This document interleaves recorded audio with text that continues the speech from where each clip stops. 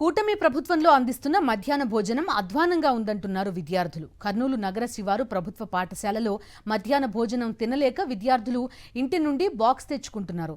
స్కూల్లో అందిస్తున్న మధ్యాహ్న భోజనం తినడంతో తాము కడుపు నొప్పితో అనారోగ్యానికి గురవుతున్నామని విద్యార్థులు స్వయంగా చెబుతున్నారు.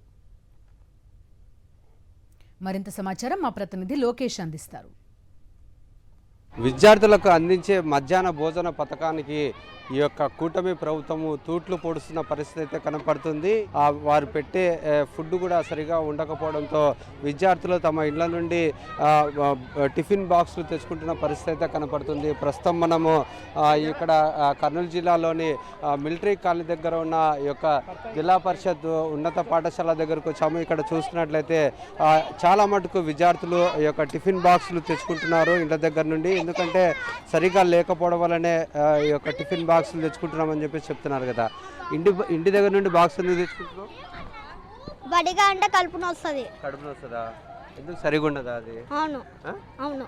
ఏమ్మా అసలు మీరు ఎందుకు టిఫిన్ బాక్స్ తెచ్చుకుంటున్నారు ఇంటి దగ్గర? సార్ ఇక్కడ తింటుంటే కడుపు నొప్పి తీస్తుంది, చిన్న చిన్న రాయలు వస్తాయి. ఇంకా కర్రీస్లో టమోటాలు అట్లానే వేసేస్తున్నారు, కోయట్లేదు. ఆలుగడ్డ కర్రీ కూడా ఇట్లా కోయరు సార్, ఇట్లా పిసికేసేస్తుంటారు. ఎట్లా ఉంది ఫుడ్? మరి ఎందుకు ఇంటి దగ్గర నుండి బాక్స్ తెచ్చుకుంటున్నారు సార్? ఇంటికాడ సన్న పోయేసారు సార్, ఇక్కడ వేడి పోయేసారని వేడి పోయేసారని కడుపు వస్తుందని క్యారెట్ తెచ్చుకున్నా సార్. అవును, అంటే సరిగా పప్పు అన్నా సరిగానే ఉంటుందా? ఉడుకుతలేదు సార్. అంత అవి వాళ్ళ తరగకుండా పిసికి దాన్ని వేస్తున్నారు సార్. సాంబార్ బాధ అయితే బొత్తిగా బాగాలేదు సార్. అంతా మాడిపోయిన వాసన వస్తుంది సార్. సరిగా పెట్టట్లేదు. అవును సార్. అంటే మీకు ఒక మెనూ అనేది ముందుగానే చెప్పట్లేదా? ఇవి పెడతాము ఇవి అని చెప్తలేరు సార్. వాళ్ళందరూ వాళ్ళే చేస్తున్నారు, మాకు పెడుతున్నారు సార్. కడుపులో వస్తుందని ఇంటికాడ నుంచి క్యారెట్ తెచ్చుకున్నారు సార్. ఈ యొక్క కూటమి ప్రభుత్వం ఏర్పడినప్పటి నుండి విద్యార్థులకు భోజన కష్టాలు మాత్రం తప్పని లేని పరిస్థితి.